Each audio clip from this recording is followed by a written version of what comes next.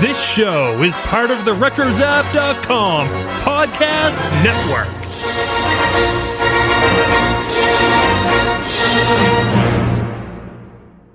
And welcome everybody to episode 28 of the Animaniacast. Captain Ahab, you're a dummy. Killing whales is really crummy. Get a clue and don't be scummy early in the morning. Momo singing man, the harpoon, Moby Dick is mine. It's high noon, spear him now, on with the cartoon early in the morning. Stop your wailing, stop your moaning. Pun intended, stop that groaning. Don't kill whales and start atoning early in the morning. Watch Star Trek 4 or ask your teachers. Whales are kind and loving creatures. They've got eyes and facial features. Killing whales is stupid.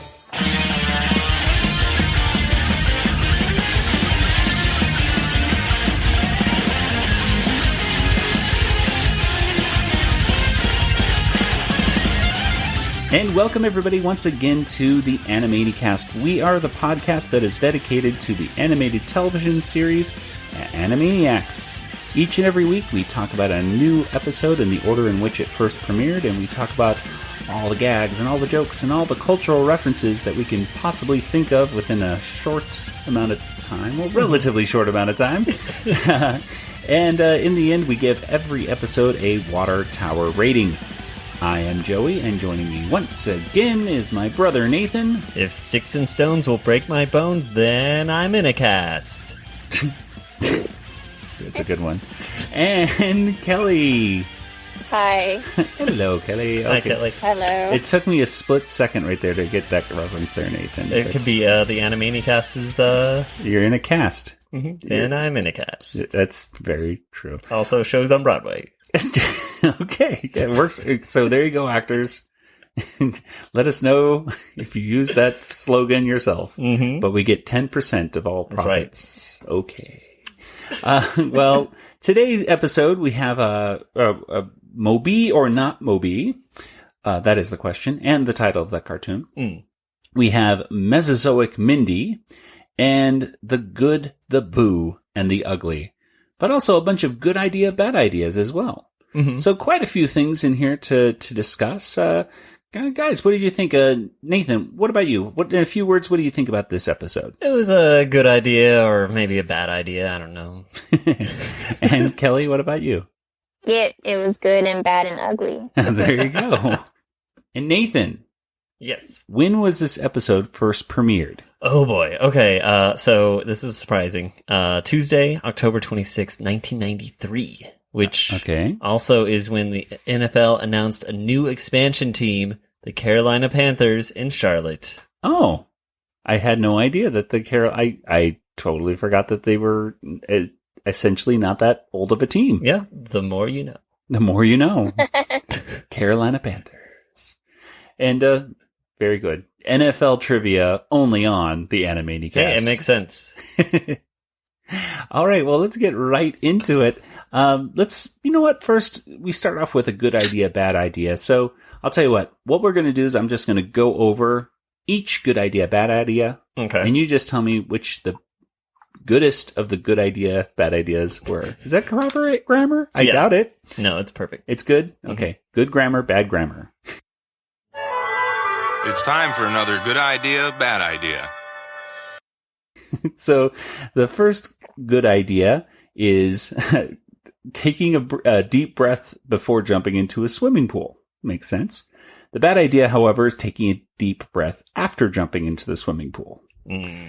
The next good idea, bad idea is the good idea is kissing a loved one. Bad idea, kissing a complete stranger.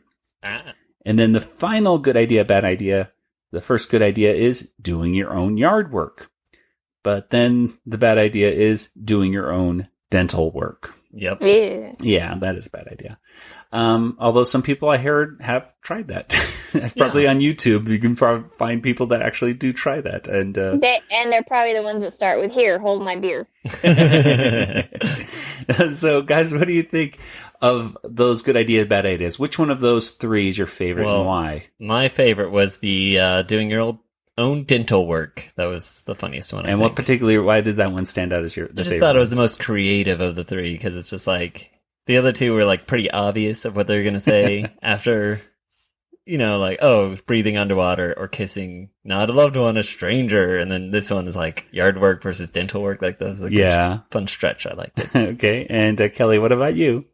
I like the dental work one too, because when he was using the drill, he was spinning around in the chair. Yeah. And it reminded me of spinning around in the teacups at Disney World. And I'll go with that one I'll go with the last one as well. I just like that gag at the very end where nothing is left of Mr. Skullhead but his arm. Yeah, it's just floating in air. Yeah, I thought that was a cute, like, surprising thing. And you're right, that people sometimes do try that, and it is a warning: don't do your own dental work, kids. So, I just like kind of like I never noticed this with the other other good idea, bad ideas, but there's a style to these ones that I don't really know how to place my finger on it. It kind of looks like a Chuck Jones-ish kind of style from like the 50s or 60s, where like the trees are drawn, but then the colors kind of cross over the lines. It's not completely filled in. In other words, it's, I don't know. It just looks a little bit different. I feel like we missed one. Didn't we miss one? Well, there's just those three. Really? Which one is the skiing downhill? Wasn't that one in this one, or was that? Yeah, I thought you didn't mention that one. No, I didn't mention that one. There's no skiing downhill. Skiing when there's snow is good, and skiing when there's not snow is bad. Yeah, we didn't even see that at all. That was totally on this one, wasn't it, Kelly? I just saw. Yeah, it was. I've seen this episode like 3 times. I don't remember. That is totally it. Okay, we're pausing the recording right now. Good idea. Going alpine skiing in the winter.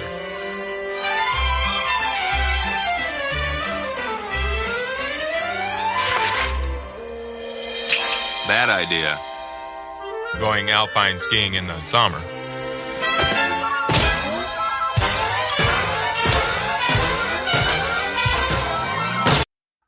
Okay, well, yep. It turns out we totally did miss one. It was the Alpine Skiing one. And I already played the audio right there, so we don't need to worry about going over what it was. Yeah, and I don't know. It's still the same, like, obvious, like, winter versus summer. Like, yeah, you kind of saw it coming, so that's not your favorite. But that's where the drawing really came out to me. Like, that's where the artistic, everything, the lines aren't filled in all the way. It just looks different. It doesn't look bad. It just looks different. It looks more like a cartoon from the 50s or 60s and Looney Tunes to me. Almost, but which would also make sense because technically Mr. Skullhead was originally drawings done by Elmira, so perhaps this is supposed to be like drawings that a kid is doing? I don't know. Sure. That's right. We're getting really meta in this Mr. Skullhead one. But I think we all can agree, though, still in the long run, even all 4 of those, the best one is doing your own dental work. It's a bad idea. So, very cool. Okay, well, let's get right into our first cartoon, which is Moby or Not Moby.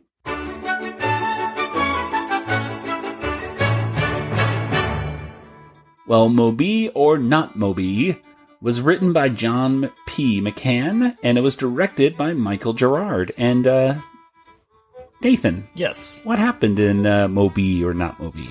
So, the Warners find themselves on Captain Ahab's ship. And he, of course, wants to kill a white whale. Mm-hmm. And they tell him not to kill a white whale.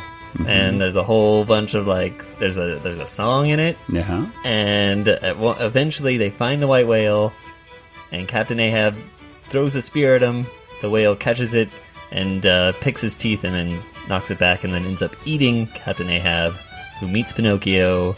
And the Warners are stranded at sea but get rescued by a bunch of awful ships that are going to sink or get stranded on islands. So there you go. There you go. Well, that does summarize what happened. Yep. Nice job, Nathan. Well, what do you guys think about this? What are some moments that really stood out that you liked? I thought the drawing was the animation was distracting.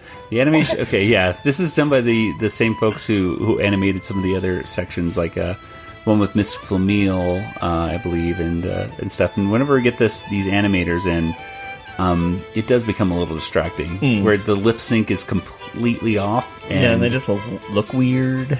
It kind of looks like... even the set kind of looks weird at times, just like... They all kind of look a little squishy. Mm-hmm. And do you notice that one part where they're swinging with Captain Ahab, and they they're talking about stop your wailing, stop your moaning, pun intended, which is funny. Like, yeah, because it's wailing. Mm-hmm. Stop your wailing. Anyway, but Yakko and Wacko, I could not tell which one was which right there. Oh yeah, I didn't even. They pick them up, and they both looks like. It both looked like Yakko for a second. I'm like, wait a second, what is going on with the animation right here? So the character models are just completely off of what we're used to, and I have no idea how to describe it other than they look squishy to me. Like they're constantly stretching their faces out, and it just is it's distracting. Kelly, what about you though? Did you find anything you liked, didn't like? What do you think? I like the reference to a great literary work. Mm-hmm. A lot of kids probably wouldn't be familiar with Moby Dick, and even I, as an English major, have never read the book. It's a big book. Yeah. Well, I'm not intimidated by big books. I've read Les Miserables and War and Peace and a few others, but I haven't gotten around to it. But it does give a little bit of story and into what the book's about, and I liked the tune. I can't remember the actual song, but the song that they keep singing throughout the episode, I think it's based on what do you do with a drunken sailor? Yep, that's it. And it reminds me of this. I'm old enough to have had records when I was a kid, and we had this record of kind of, I guess, folk tunes or old ballads, and that was one of the songs on that, and I remember singing along with it, so it was, I guess, sort of nostalgic for me. Yeah, it's definitely a hummable tune right there. Mm-hmm. So yeah, it's been in my head quite a bit today. Well, let's go over some of the references right here. So first of all, they think when they land in there, they believe that they are on the Love Boat. Talk about a reference that kids today would definitely not get. I don't get it. I barely watched any Love Boat episodes when I was a kid. I suspect kids today hearing the term Love Boat would think something completely different from what the show was in the 80s. Yes, the Love Boat was a very if PG, if that, I believe. It was boring as a kid. I tried watching it and it was just boring. It wasn't funny. It wasn't anything. Cheesy. And yeah, the only time I really remember somebody actually sitting down and watching it, I went to my neighbor's house, and the neighbors were like 65, 70 years old, and they were watching The Love Boat. That was more there's like, that's comedy, is Love Boat. I don't know, but they mention, let's see, who are the three characters they mentioned? Ishtar. He says, no, Ishtar is not from the Love Boat. I thought you were just saying that later on. Well, no, they said, Doc, are you Doc? And then another person, Gopher, another one, Captain Stubing. Those are all from the Love Boat right there. They separate out those references in such a way that it's hard to tell, like, are they still talking about the Love Boat? Mm-hmm. Yes, they're still talking about the Love Boat, going into the first, Call Me Ishmael, which I haven't read the book Moby Dick, but I do know that the first words of Moby Dick are "Call me Ishmael." Yep, there we go. About telephone calls and right? No, it's not about calling people. And then Queequeg, the guy right there, that native kind of guy with the tattoos. Here's a Star Wars connection. Do you know what it is? Well, hearing that makes me think of Weequay. That's it. That's exactly how they got that. And Return of the Jedi, there's these guys called Weequays who are on top of the skiffs. There's those guys who look like, I don't know how you could call them. They kind of look like pruny-faced guys. Don't they have dreadlocks too? Yeah, some of them have kind of dreadlocks going on. They've been in a bunch of episodes of the Clone Wars and stuff like that. They're pretty cool guys. Whenever you need pirates in fact, Hondo's a weak way.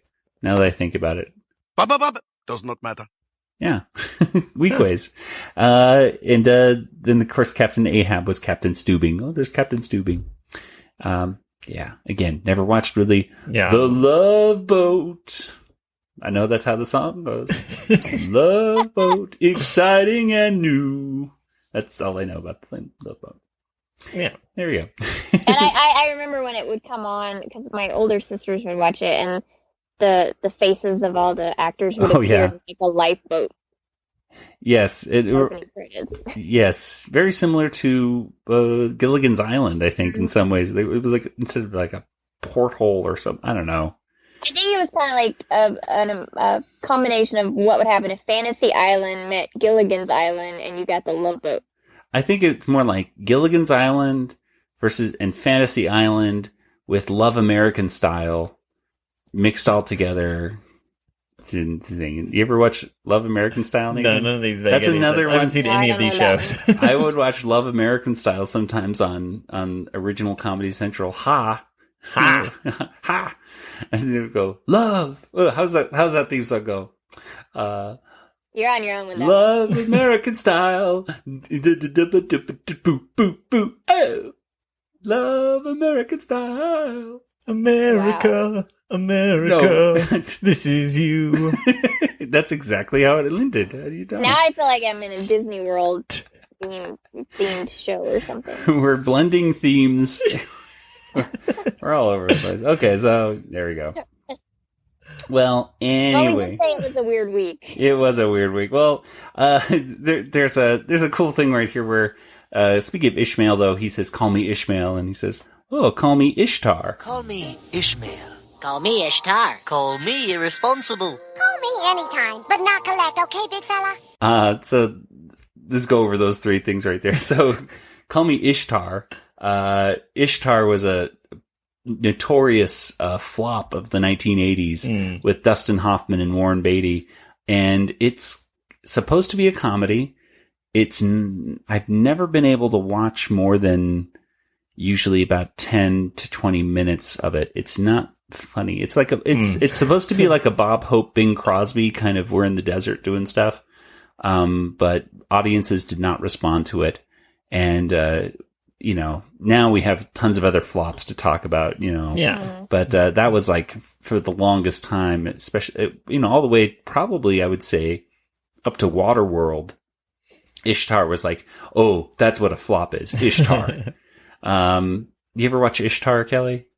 No. Nobody, you're not alone because it was a flop. And then of course, Call Me Irresponsible is the title of the song. I believe it says Jackie Gleason sang it, but I think I remember hearing like Frank Sinatra singing it a few times. And then of course, Don't Call Me Collect. Yeah. I call 1-800-AT.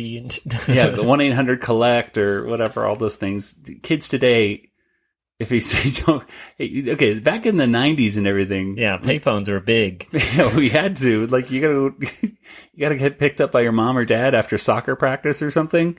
Well, I don't have a phone, but there's a payphone here outside the school. Mm-hmm. So I'm just gonna get on that payphone, and I don't have any change on me, so I'll just call 1-800-COLLECT. You call it 1-800-COLLECT, and it says, you have a call from, and then you have to fit in everything. I'm at the Circle K at the corner of the Circle K. Yep.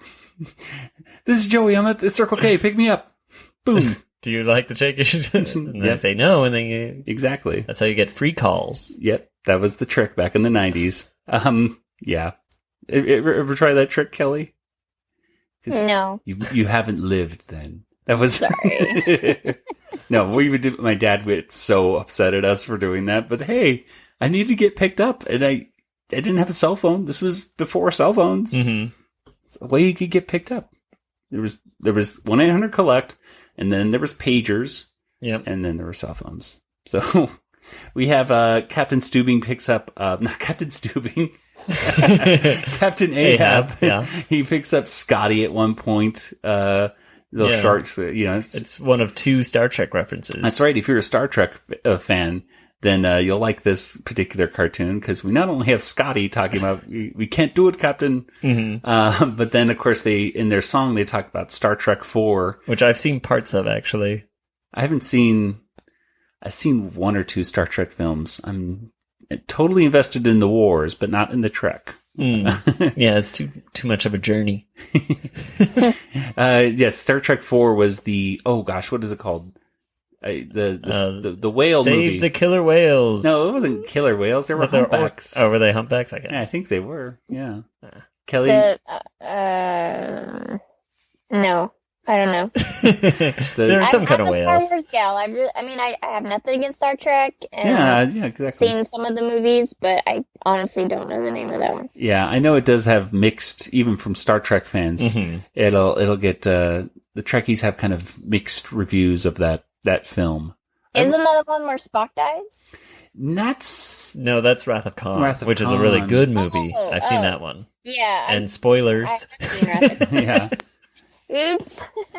Well, don't worry, they find him again because he's alive and well in the fourth one. The fourth one, they go, gosh, what do? They like go. Oh, it's called The Voyage Home. The Voyage Home. Okay, but I think they like go into modern day. They go to modern day America to like try to get people to realize why they need to save the whales. Well, they need to bring one back to the future so they can bring it back to life. And basically. so Doc Brown gets in there and talks about the whales. It's about their kids, right? Yeah. This sounds like a really great movie. And then they jump into the DeLorean with a giant whale, and they go all the way to 2015, I believe, right? And the rest is all about a whale, like on a hoverboard, and they go to like 1.21 gigawatts. Exactly. The movie actually sounds really good. I'm going to have to check it out now. So there you go. Star Trek: The Voyage Home, Back to the Future. Back to the future. So they also talk about Ernest Borgnine. You know, if you shaved your beard, you'd look just like Ernest Borgnine. Who was starred in the old McHale's Navy TV show. Never watched it. It was a movie with Steve Martin, I believe, a few years ago. Never watched it. Yeah, never saw it. Ernest Borgnine died pretty relatively recently. I want to say within the last 5 to 10 years. He was a very old man by the time he lived. He was a very old man by the time he died. He was also a very big man, too. He was one of those weird guys who lived into his 90s, but yet still looked like he weighed like almost 300 pounds. It's like, how is this man alive? He was a healthy, large guy. And I don't think so. I don't know if he'd look like Ernest Borgnine if he shaved, but that's just me. Yeah. But probably my favorite reference is when Dot says, "That's high sea on the high seas." Yeah. Yeah, I like that a lot. Although I was like, is this racist? Yeah, I don't think it's racist. It's just how it's a reference to Louis Armstrong. Yeah. And you can't do a Louis Armstrong impression without sounding how the guy sounded. And it was a good impression. I liked it. Yeah. I just like when she goes, yeah. Louis Armstrong, probably the most famous song that most people know is What a Wonderful World. I mean, they play that almost on every year. You'll hear that song in at least one commercial for something. Mm-hmm. So there you go. And of course we talked about the Pinocchio being swallowed by a whale, and they definitely had that moment of when the whale is charging to swallow Captain Ahab. It did look like Monstro the whale to me. Quick story about Monstro the whale. My parents always tell this story whenever I go to Disneyland. But Kelly, you know the Monstro in the storybook boats? Yeah. Okay. So I kind of vaguely remember this. Apparently on one of my first trips to Disneyland when I was like 3 or 4, we all got on the storybook ride, and the first thing that happens when you go on the storybook ride is you get swallowed by Monstro the whale. It's scary. And yeah, as we slowly went into Monstro's mouth, I just started screaming. And I'm sorry, I don't want to laugh. It is because it's just like it's totally the not scary ride to Disneyland. But that's the scariest part of that ride for sure. Yeah, if you're going to just pick one scary part, then yeah, it's kind of funny that would happen at the beginning of the ride too. Like the it's right next to the teacups. So yes, there you go. Yeah, he's constant. Yeah, Monstro's constantly watching people on the teacups right there. But yeah, so I remember the story is that I went into Monstro's mouth and I started screaming and crying and, we got out and my parents apparently said when we got out, I just started saying, I just want to see Mickey. Oh. Why would you do Why this would you to take me to this weird place? I do remember going on the Pinocchio ride and freaking out a bit and I still do if you're right in the right angle. There's a part in that dark ride where you get caught in the bird cage for a few seconds. It looks like you're in the bird cage. And I remember having flashback kind of nightmares to that moment where I couldn't get out of the giant bird cage. So Pinocchio, a source of some of my nightmares. There you go. So that Pinocchio makes a cameo in this. And the three ships that go to pick up the Warners are the Titanic. We all know the Titanic. Leonardo DiCaprio. Yes. He was the captain of that ship, I believe. Right? That's how it goes? No. Now you're just making stuff up. No, I have it in my source guide right here. Yep. He was the captain. The original captain. The original captain, yes. Yeah. Leonardo DiCaprio was the original captain of the Titanic. In real life, yes. In real life. Okay. You just missed. Okay, yeah, a little bit. Yeah. Okay. Shh. We're trying to trick people out there. They're gonna buy it. Yeah, I can't remember the name of it. I actually did some reading up on the actual Titanic and stuff when I saw the movie because I like the behind the scenes stuff, but I can't remember the guy's name now. Oh, our sister for a while was very obsessed with the Titanic, and she's in high school right now. And she wasn't even alive when it came out. The Titanic came out, but I mean, that was like 1912. That movie has an effect. Yeah, that movie has an effect on people. The actual movie, Titanic, not the. But especially I don't know because for a while our sister was really just like she fell in love with Leonardo DiCaprio as well, and I don't know. I was very fascinated with it because I found out that Bob Ballard discovered the Titanic. And I knew him from doing at the end of the credits for the season 1 of Sequest DSV, he would talk over the credits and give some actual scientific information about, oceanic, facts. And, so he'd be like, I'm Bob Ballard from the Woods Hole Oceanographic Institute, and this is why dolphins are important or whatever. Oh, I do kind of remember. I love that. And I really enjoyed watching that, and I was like, "Oh, Bob Ballard! I know him from Sequest because it's a Spielberg production." That's exactly right. I had no idea that I had no idea that the Titanic was discovered so recently. Then that's so in the 80s. Yeah. Oh, who knew? Oh, I didn't know. Clive Cussler wrote a book that was turned into a movie. He writes about this adventure, sort of like Indiana Jones, but under the water. And he wrote a book, I think in the 70s, called Race the Titanic, where it was about the guy discovering the Titanic. And when I read the book, I didn't realize it was actually written before the Titanic was even discovered. He was all kind of hypothesizing about where it was and creating his fictional story around it. And apparently it was turned into a really bad movie.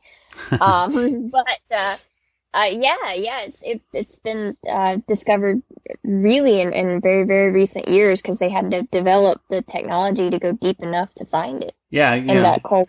Yeah, even for the movie Titanic, they did shots of the those were never before seen. They did that just for that movie. Yeah. And that was what was so fascinating about it. Mm-hmm. Oh, there you go. Okay, we actually wanted to. I tried to gloss over to put fake facts about the Titanic, but we can't do it. We can't do it on this. It's too. Well, let me ask you this, Kelly, because I had very little, if any, knowledge about this. Did you know about the other ship here, the Edmund Fitzgerald? Did you know what that ship was? There's a song that was created, so I'm familiar with that. The Edmund Fitzgerald was a ship that sunk in Lake Superior in 1975. And yes, it did become a song by, I believe, Gordon Lightfoot, I believe. Mm-hmm. Very folksy and not my style. But there you go. You can listen to it. I listened to about 30 seconds of the song today. Which is more than I was like, all right, that song. You just talk. It's been a clue on Jeopardy, I'm pretty sure, is probably how I came across it. And of course, Nathan, you know what the SS Minnow is, right? Yes, Gilligan's Island, right? Yeah, there you go. And you hear the skipper say, "Hey, little buddy." And there, so that was kind of cool. Yeah. And we all learned that, of course, specific. Oh. We also learned today that a moisturized face is a happy face. Yes. Which is a very, very important line. I just wish that Wacko's lip sync worked when he actually said that, because that was very distracting. It's like, maybe his face wasn't moisturized and his face was having trouble talking because of that. Yeah. Oh, we have a jet going over our heads. Taking a plane break. Taking a plane break. Taking a plane. All right. Well, you guys have any other, now that the plane is gone, do you guys, it was what a plane. Zip plane. Fantasy Island again. What? How do we get into Fantasy Island stuff? This is weird. It's weird. Love Boat. Okay. What did you guys think? Any other thoughts? Any other moments of this first cartoon that you particularly liked? The song in general was fun. I like that Ahab knows that he's in a cartoon. Apparently, he's like on with the cartoon. Yeah. So, but yeah. Kelly, what about you? I like the environmental message that we shouldn't go around like killing whales and getting blubber. Yeah, that's true. That was a big message, I think. I mean, especially with Star Trek 4. I mean, I think all that late 80s, early 90s, the Save the Whales movement was really prevalent. I mean, there was a big concern that whales would become extinct, and the whales are still endangered, but they're doing a lot better now than they had been, which is nice. I did like when he's talking about all the things that he's going to do to Moby Dick, like squish it, stomp him and take perfume, and which is all the things he's talking about is absolutely true. That's what whalers would do with all the different parts of the whale. But how Yakko says, I think you need more shore leave. And he just kind of, Ahab is just left with this kind of crazy face on his face. Yeah. I don't have any experience with whaling. I know it's part of the Assassin's Creed game Black Flag, which I have played, and I have had to kill virtual whales, which is a weird thing to do. It's a game that makes you whale, which is a very weird thing to do. But yes, you should be ashamed of yourself. I should be. I've killed so many fake whales in this life. I'm sorry. So never look at you the same. Those ones and zeros will never look at me the same way again.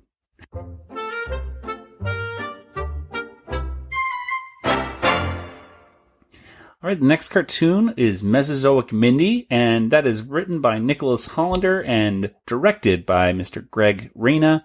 Basically, this one is, it's your typical Mindy and Buttons cartoon, except Buttons kind of looks like a dinosaur, and Mindy is kind of a little cave girl, and the parents are also kind of cavemen. They say mugga a lot and stuff. Yeah. Mindy gets loose. She gets she's not being chased by anything, but she's just kind of wandering around. Oh, she's chasing after an egg. An egg, right, with two little feet sticking out of it. It reminded me a lot of the egg on Garfield and Friends, the U.S. Acres one, the Sheldon, I think his name was, and would never pop out of his egg. But yeah, it kind of, chasing that around. And Buttons, of course, is getting squashed and blown up by volcanoes and chased by a brontosaurus with very sharp teeth who wanted to eat him. At the end of it, they help create the wheel, make some fire, and unfortunately Buttons gets tar all over the parents' clothes, and they blame Buttons for it, and he's called a bad dog. And there you go. That's your Mindy and Buttons cartoon once again. Doing the formula. They tried to change it up a little bit this time and put it in prehistoric times, which was interesting. Yeah. What did you guys think of Mesozoic Mindy? I like that the title was written in a font reminiscent of the Jurassic Park font. Oh, there you go. And there's a Spielberg reference again. Of course. we got to get Spielberg in here reference multiple at least times. One time. Yeah. If we don't, we're not doing a good job. No. Nathan, what about you? It was fun. I like the Uggas, Muggas. Yeah. Buttons, Mindy, we chugga-mugga go hunt. You Buttons, Ugga guard cave, Ugga guard Mindy. Overall, is cute. The baby dinosaur gets back to his mama. Yeah, that was very cute. I did like the, I did catch it, like, the reference to Fantasia. Did you recognize that when the dinosaurs are turning their heads and all that? No.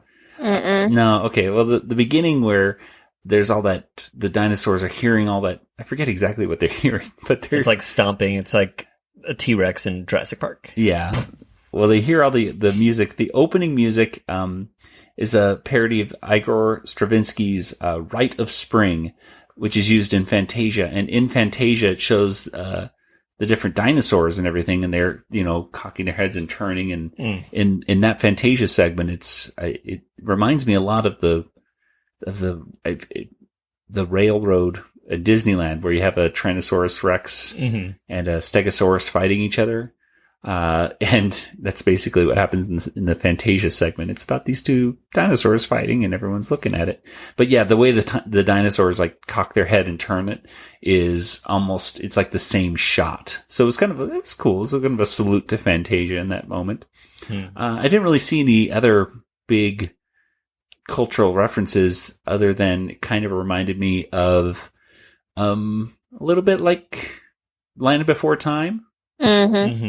Spielberg produced cartoon, right? And Don Bluth. That's Don Bluth, yeah. So it kind of upset me that you couldn't get the simple thing that long necks don't have sharp teeth and don't want to eat dogs, but this one really wanted to eat Buttons.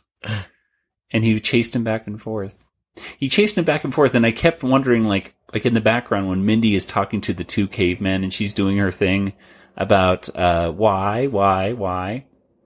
I kept expecting the Brontosaurus to be doing something different behind them. Like, we'll go to the left to right, and then he'll be doing this, and then right to left, and be doing something else. But no, he was just literally just chasing it back and forth. I was disappointed. I rewound it like, I'm sure they put something back there.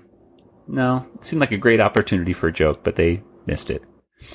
But yeah, that was basically it. I mean, what do you guys think? Any other particular moments that stand out you liked, didn't like? What do you think?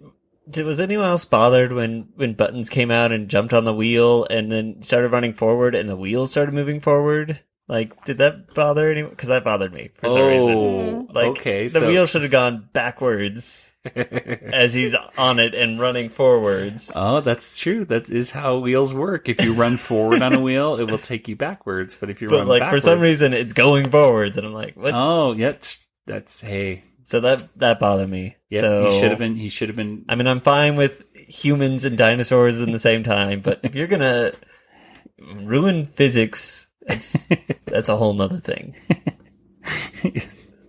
All right, so there you go. Let's get a special edition of this going on. Kelly, anything that you particularly liked, didn't like of Mesozoic Mindy?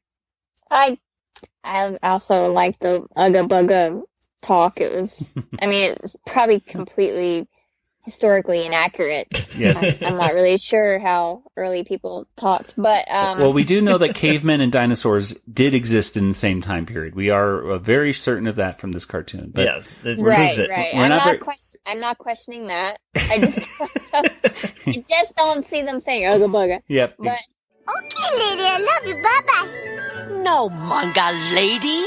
Manga mom. But it was fun. It was fun to listen to. Yeah, okay. Well, that does it for Mesozoic Mindy then. Well, let's get over to our last segment, last cartoon, which is The Good, the Boo, and the Ugly.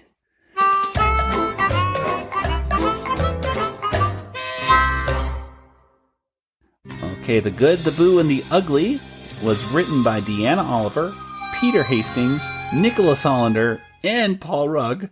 We got 4 different writers. That's a lot of writers. It's a lot of writers for a very short segment. Yeah, and there's not a lot of words in it. It was a group project. They all got together. That's awesome. Yeah. Collaboration. Yeah, exactly. And directed by Greg Reyna. Well, for short subject or short cartoon, a lot of writers. And Kelly, what happened in this cartoon? The main thing to know about this cartoon is it's a parody of The Good, the Bad, the Ugly, starring Clint Eastwood, which is a spaghetti western directed by Sergio Leone. And Chickaboo is in it, and there's a bad guy in town. And they're like, oh, if someone would only show up and fight him, then yay, we'd all be saved. So Chicken Boo comes in, and they're like, oh, you'll be the one to save us. And the woman's like, he's a chicken, he's a giant chicken. They're like, you're stupid, you don't know what you're talking about. So he fights the guy, and he's winning, and everything goes great. And then the guy grabs his leg, and they start brawling in the street again. And all is revealed that he's actually a giant chicken. And this old woman says, oh, I have a fistful of feathers.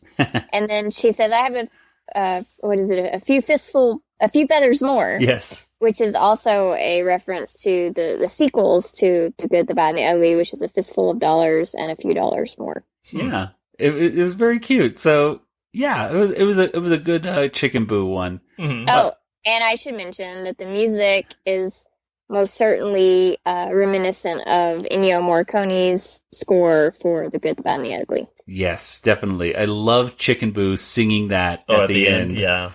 It just made me laugh out loud when he was singing that.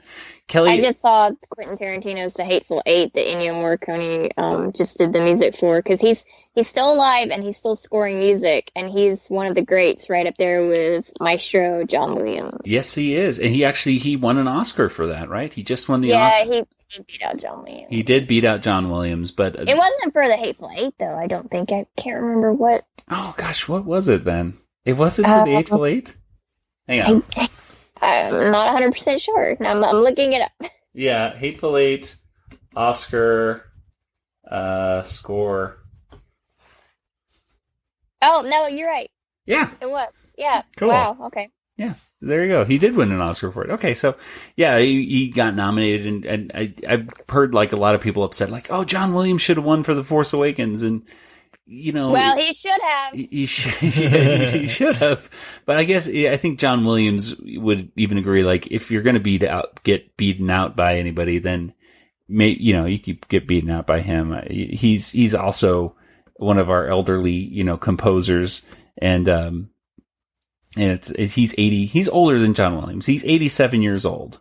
So. There you go. I actually also think it was his first. That's true. I think it was his first Oscar, too. I'm not 100% sure. Don't quote me on that. But it seemed like he was much deserving of it. It absolutely is. According to this that I'm seeing right here, it was the first competitive Oscar won by the 87-year-old maestro. Yeah. With more than 500 movie credits to his name. Wow. Oh, my gosh. So, yeah, we'll let him have it.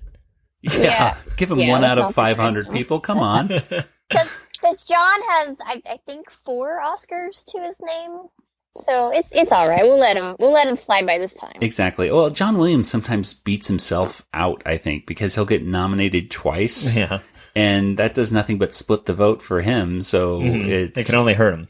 Yeah, well, yeah. He's gotten countless nominations, but you could count him, but I'm not going to count him right now. So I'm just going to say he has more nominations than anyone, with the exception of Walt Disney, who is deceased. So John Williams is the living person with the single most Oscar nominations. Well, there we go. I think he's up to like 45 or something. I'm not great with numbers, but it's a lot. It's a number. It's more than you could imagine. Well, so Kelly, it sounds like you've actually seen The Good, the Bad, and the Ugly. These films. I actually have not. But you sounded like you knew. I've seen it referenced enough, and my dad's a huge Clint Eastwood fan, so I know something about it, but I feel like I've watched it, even though it's not a movie that I've sat down and watched from beginning to end.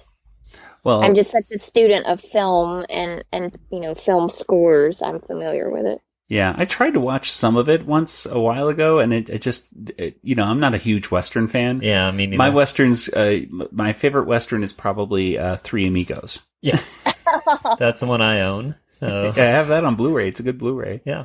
Yeah, Western's my dad's favorite genre. I did see Unforgiven recently because it was an Oscar-winning film and one of the more recent Westerns, and I enjoyed that one quite a bit. But it's not my favorite genre.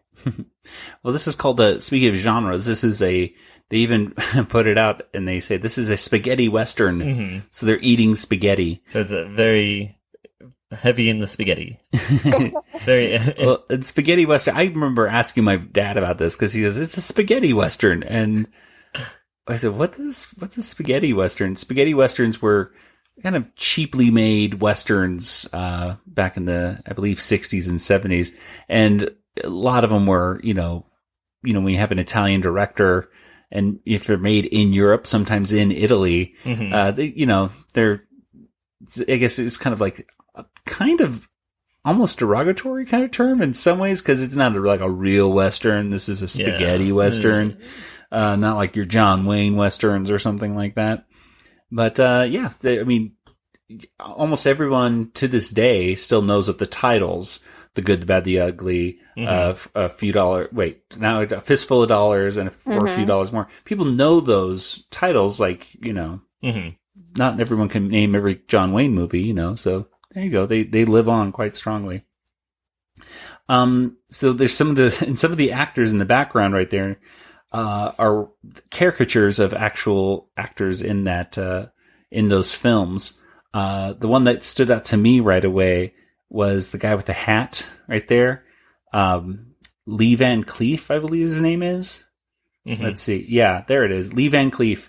And the reason he really stood out to me was that Cad Bane from the Clone Wars. Oh, yeah. Is modeled after him with that big hat and everything. And Cad Bane is one of my all-time favorite Star Wars characters, animated or otherwise. And I know he's probably not going to be in Rogue One, but oh my gosh, that'd be so awesome if he was in Rogue One, like in the background someplace. Well, we have seen it by now, so. That's how I feel about Yoda. Like, he exists during this time period. Let's see some Yoda. Yeah, exactly.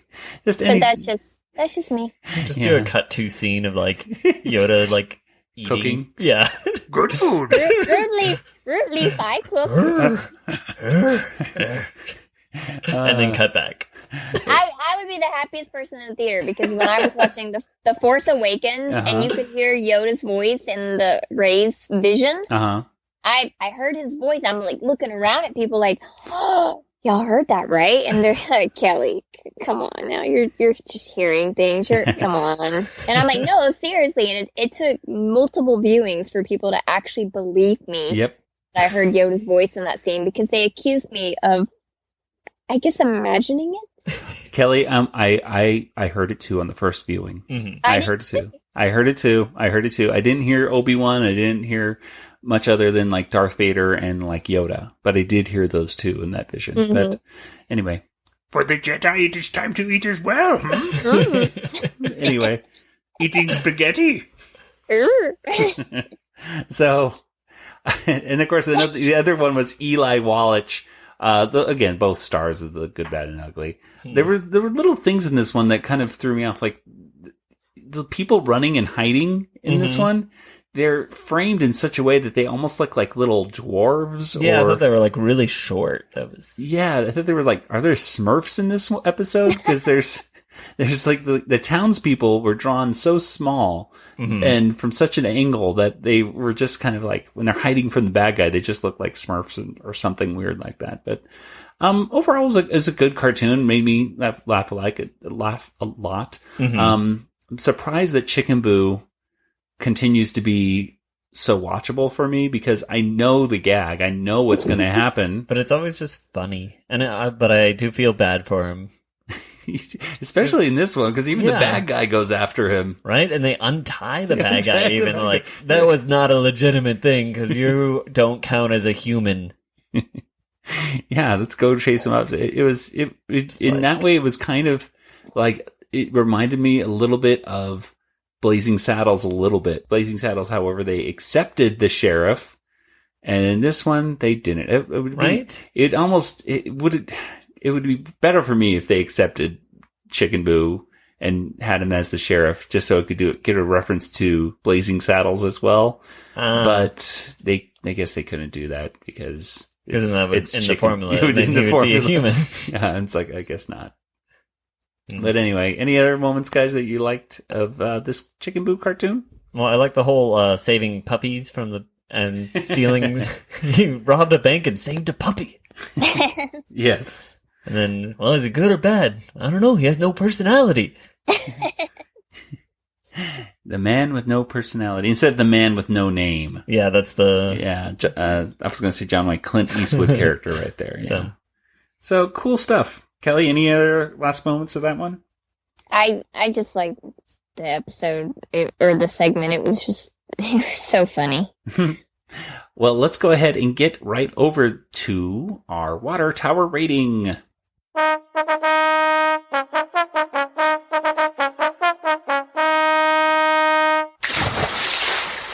All right, guys. So what do we think? How many water towers out of 5 does this episode get? I'm just going to go first, and I'm going to say 3. Okay. Why? Because it had Mindy Buttons wasn't bad. I liked the Moby or Not Moby. Mm-hmm. I just wish it was animated a little bit better. And the Chicken Boo one was really good. And they got some good idea, bad idea stuff. Including one that we even forgot. It was so much forgettable. I didn't forget it. So I'll give it a 3. Could have been a little bit better, but I'll give it a 3. That's like a good standard. I would say, like, if I were to give it a grade, I would say a B. Out of Water Towers, I'll give it a 3. There you go. Okay. Kelly, what about you? I will go with 3.5. Okay. I really did like the Chicken Boo episode. I like parodies of older films, and I feel smart when I get the references, even when I haven't seen the film. Yes. And sort of the same with the Moby or Not to Be. I got that it was a lot of Moby Dick references, and I liked the songs in it. It was your typical Warner Brothers and sister annoy somebody. But it was cute, and the weakest part to me was the Mesozoic Mindy, just because I'm just not the biggest fan of Buttons and Mindy, and but overall, all taken together, I like the good ideas and bad ideas. So yeah, 3.5. And Nathan, what about you? I'm doing 2.5. 2.5. So lower. Yeah, the good and bad ideas are probably my least favorite so far, except for the dentist one. Mm-hmm. And then the animation bothered me in the first segment. And the whole wheel thing. Terrible for physics. Physics out the window. And then I felt bad for Chicken Boo. But it was still very funny. It's all pretty much going to Chicken Boo, so. There is one, I was just thinking, there was one last kind of reference that we had. Right in the credits, it showed Buttons kind of sitting there with all wrapped up and everything. And just kind of looking at the camera. And Nathan, do you know what that's a reference to? A Lassie thing? Or yeah, like at the end of every Lassie episode, the original black and white Lassie, it would just be Lassie just sitting there. Mm-hmm. And as the credits rolled past his face, and then her face. That's right. Lassie is a girl. And I should know that because he wasn't called Laddie. He was called Lassie. Mm-hmm. She was called Lassie. Although I think sometimes, the actor was probably a boy. But anyway, but yeah, Lassie would always be there, and then kind of like put out her paw to kind of like shake, and Buttons does that at one point. And I think this is interesting that in this one that Mindy goes to hug him, and he just wants to get away from Mindy. Yeah. He's just like, I'm done with you. Finally learned something. And then the Animaniacs song plays, right? When she's chasing it. Yeah. Yeah. And then at the end, she gets to be in the water tower at the end. So it's kind of... She's back to the present from the TARDIS. Right, yeah. Well, the writers were definitely experimenting in these last few ones. I mean, Skippy being in the water tower last week, and then... now Mindy in the water tower. So those kind of little things to blend it. A little fun. And the opening was a little bit different too. And we're going to jump chow mein. Chicken chow mein. I mean, I like that opening too. I don't know. I guess spaghetti western. I don't know what it had to do with. Nothing really, other than I like chicken chow mein, and Wacko does like to pack away the snacks. So there we go. He was just eating that. There you go. So pretty decent. I guess what does that all average out to? 3. A 3. So a good solid 3. That's true. 3.5, 2.5, 3. Oh, yeah. So very good. A nice average episode of the Animaniacs. There you go. Well, let's go ahead and get to our announcer who is going to share us our poll results, I believe, from last week. Okay. He had an interesting, I don't know what's going on with that guy. He had an interesting few days. I mean, first thing, his house burned down. Mm-hmm. He was going to the casino to try to get a lot of money. I heard something's going on with him. So let's go ahead and go to the announcer with last week's poll results.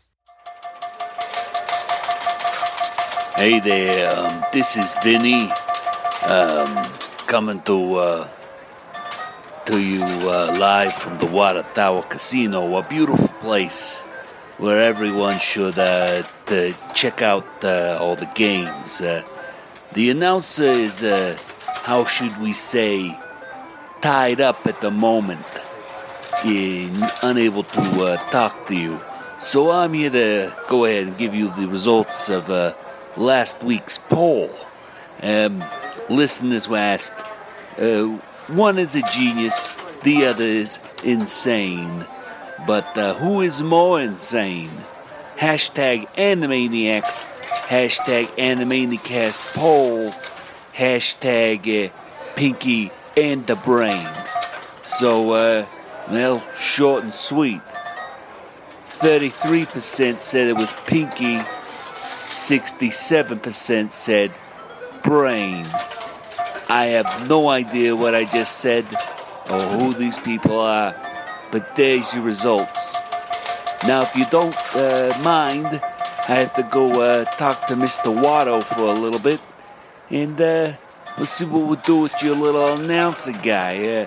Maybe he'll be back, maybe he won't. He has a little few debts to pay off, if you know what I mean. Meaning he has a lot of debts to pay off. All right, talk to you later. Oh boy. Okay, well, I don't know where the announcer is now. That was weird. Okay. Nathan, do you know anything about this? I mean, if he doesn't come back. And I hope he doesn't. Well, I love him. And I would love him to come back. But also, I'm destined to kill him. So, we'll see what happens. Do you know any Toydarians, Nathan? Are you familiar with Watto? I'm not saying neither here nor there. Okay. I plead the fifth. Nathan, I don't care if the announcer goes away and never returns. But I love him. I want him to come back. But also, you were totally torn on your. Yeah. Okay. Well, this is very interesting with you. Okay, so maybe we'll get the announcer back next week. Maybe we won't. But what do you guys think? Is Pinky and the Brain? When it comes to Pinky and the Brain, who is more insane, Pinky or the Brain? Well, I'm going to say the Brain. And Kelly, what about you? I've always just leaned towards Pinky, really. Ah, there you go. Okay, so this is what I'm going to do. Mm-hmm. I'm going to read to you the definition via Google of insane. That's a good idea. Of what insane is. Okay, and let's see if this changes your thoughts. Okay, insane is in a state of mind that prevents normal perception, behavior, or social interaction. Seriously mentally ill. So it could also mean that it's characterized or caused by madness, like insane laughter, or it is in a state of extreme annoyance or distraction. Like you're driving me insane, for example. So I don't know. I think the Brain is definitely, he gets annoyed. Yeah. He definitely has his perception of certain things. But then again, Pinky laughs insane. Yeah. Sometimes, and he says things that are just totally out of left field. So I don't know. I think the song should be they're both a genius, and they're both one's more insane. The brain is insanely genius. Yeah, he's definitely more genius, I would think, than Pinky. Yeah, but I mean, a talking mouse is a genius mouse. But he does have delusions of grandeur. So they're both really smart, and they're both kind of insane. Yes. That should be the song. They're both kind of genius. They're both kind of insane. Pinky and the brain. Rewrite. Yep, rewrite. I'm gonna go with the brain, I guess, just because I think if Pinky were just by himself, he'd just be a happy mouse. Yeah, if the brain wasn't putting him in these situations where Pinky, again, I just don't think the word that I would describe Pinky is not necessarily insane. He's just kind of a special kind of mouse. He's just a sweet, innocent guy who doesn't know any better. And that doesn't necessarily mean you're insane. That just means that you're kind of just, you're just doing your thing. And it's not his fault that the brain is, I'll say it, insane enough to bring him along on everything. Yeah, why is brain even bringing him and trying to take over the world, which is kind of insane in its own right. Again, he just suffers from delusions of grandeur. Yeah. So anyway, so the newest poll for this week is, Nathan, why don't you go and tell us what the new poll is? I would love to. So the poll for this week is another round 2 edition. Woo! That's right. We've asked you before. We're going to ask you again with new contestants. And the poll is for this week. Patting it out, looking for the question. Good job. No one's noticed. As I have said many times before. And the favorite antagonist, round 2. Round 2, fight. So the choices are Wally Llama, and there's Death, and there's the Papa Bear, which is named Vern. Just Vern the Papa Bear. Yeah, he says Vern the Bear. And then there's the Plain Pal, which was also named something else. Ivan Blowski.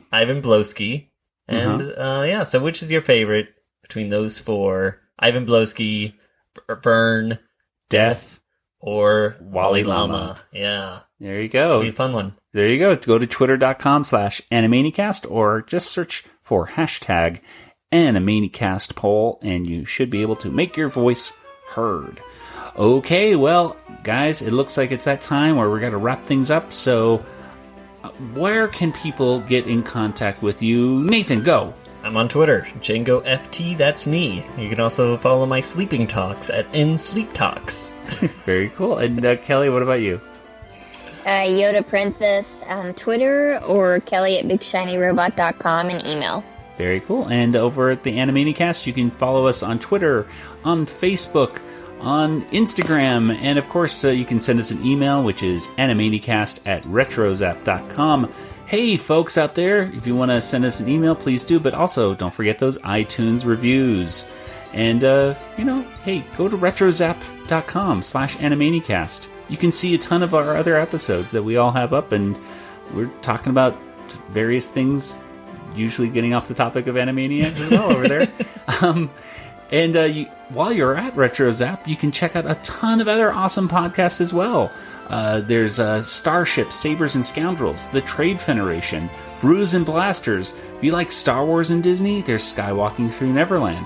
If you like kind of just miscellaneous kind of this and that, well, there's Techno Retro Dads. There's the Deuce Cast for all your movie talks. And, of course, for video games, you have the ARG Cast, which makes sense for this episode since there was a kind of a piratey guy kind of to calling people bilge-rats and stuff like that. Yeah. And we'll see you next week. No. Oh, actually, we won't. No. Thank you. It's Christmas. It's Christmas. Next week, we will be off. So everyone out there, have a very Merry Christmas if you do that. But it's also the first night of Hanukkah as well. Hey. So there you go. Merry Christmas, Happy Hanukkah, Happy Holidays. And we will see you on New Year's Eve with episode 29. A special New Year's episode. A special New Year's Eve episode of Dracula. Yay! It all makes sense. Yeah. And with that, this is Joey for Nathan and Kelly. Good night, everybody. Good night. Good night. This podcast is not endorsed by Warner Brothers or Amblin Entertainment and is intended for entertainment and information purposes only. Animaniacs, the Warner Brothers logo, all names, pictures, and sounds of the Animaniacs characters or any other Animaniacs-related items are registered trademarks and or copyrights of Warner Brothers, Amblin Entertainment, or their respective trademark and copyright holders. All original content of this podcast is the intellectual property of the Animaniacast unless otherwise indicated.